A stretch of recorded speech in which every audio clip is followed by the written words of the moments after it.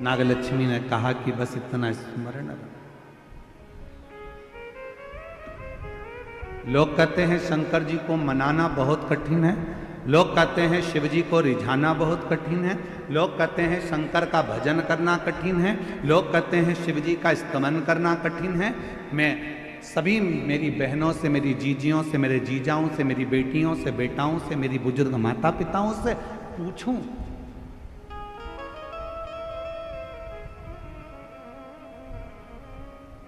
शिव जी को रिझाना कठिन तो नहीं है ना? अरे बोलो तो जम के। बहुत सारा जो तुम्हारे घर में है वो बाबा को दे दो। एक लोटा जल नहीं है तो 3 बार ताली बजा दो, 3 बार।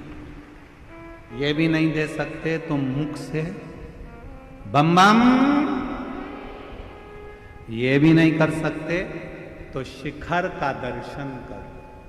शिखर का दर्शन भी नहीं कर सकते तो उसके मंदिर के सामने से मुस्कुराकर निकल जाओ, उतने में ही मेरा बाबा झोली भर देता है। जब हम शिव को चढ़ाने के लिए जाते हैं, शंकर को चढ़ाने के लिए जाते हैं, हमारे यहाँ नियम है, विवाह होता है, लड़की के हाथ को लड़के के हाथ में दिया जाता है। बोलो बोलो, सही है कि गलत है? कन्यादान करते समय लड़की का हाथ लड़के के हाथ में दिया जाता है, कन्यादान करा जाता है। जब हम 1 लोटा कन्यादान के समय पर भी हाथ पे पानी डाला जाता है, उसी तरह जब हम अपना हाथ आगे बढ़ाकर शिव जी पे 1 लोटा जल चढ़ाते हैं तो हम स्वयं शिव के हो जाते हैं और शिव हमारा हो जाता है। हम शिव के। कई लोग कहते हैं शंकर के मंदिर क्यों जाते हैं? बहुत सारे मिलेंगे जो आपको शिव से दूर करेंगे। कई लोग आपसे कहेंगे कि क्यों शिव पुराण की कथा सुनते हो, क्यों जाते हो, क्या करोगे? शिव के मंदिर जाकर शंकर को जल चढ़ाकर शंकर की कथा सुनकर। कई लोग सोशल मीडिया पर भी आपसे कहेंगे शंकर के मंदिर जाकर क्या करोगे, भीड़ लगाकर क्या करोगे, इतनी गर्दी हो रही है, इतना भीड़ हो रहा है, क्यों कथा में जा रहे हो, क्यों जा रहे हो, क्या करोगे, क्या करोगे वहां जाकर? तो उसको कह देना, हमने तुझसे पूछा क्या कि जाए कि नहीं जाए? मैं मेरे दिल की सुनती हूं, मैं मेरे मन का मानती हूं, मैं अपने मन का राजा हूं। मेरी मर्जी पड़ेगी तो जाऊंगा और मेरी मर्जी पड़ेगी। किसी ने कहा कि तुम मंदिर मत जाओ, तुम मंदिर छोड़ दिया। किसी ने कहा तुम शिव कथा मत सुनो, तुमने कथा छोड़ दी। किसी ने कहा शंकर जी पे चढ़ा हुआ पानी मत पियो, तुमने पानी छोड़ दिया।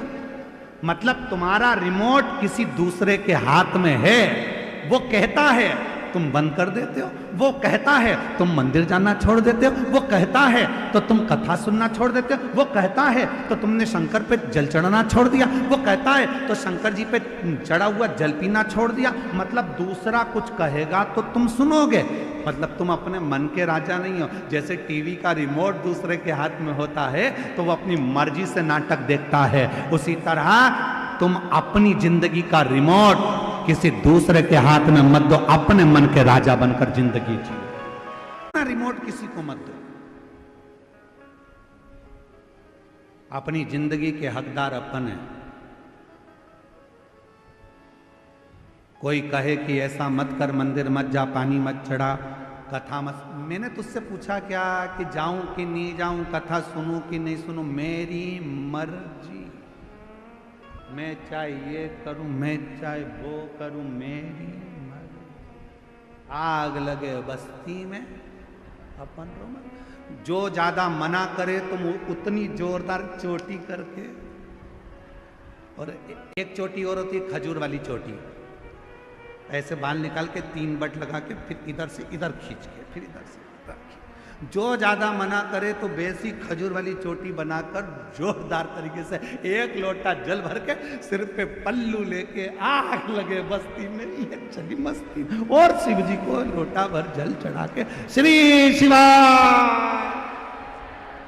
अलमस्त होकर जिंदगी। वो कहता है ऐसा कर लो, तुम वैसा कर लेते हो। सोशल मीडिया पे तो लोगों का काम है दिन भर बैठकर ज्ञान देना, बस ऐसा ही, ये मत कर लेना, वो मत कर लेना, ये मत कर लेना। जब गूगल सर्च करोगे तब सवेरे सवेरे आ जाएगा, प्रदोष के दिन ऐसा मत कर लेना, एकादशी पे ऐसा मत कर लेना, धनतेरस पे ऐसा मत कर लेना।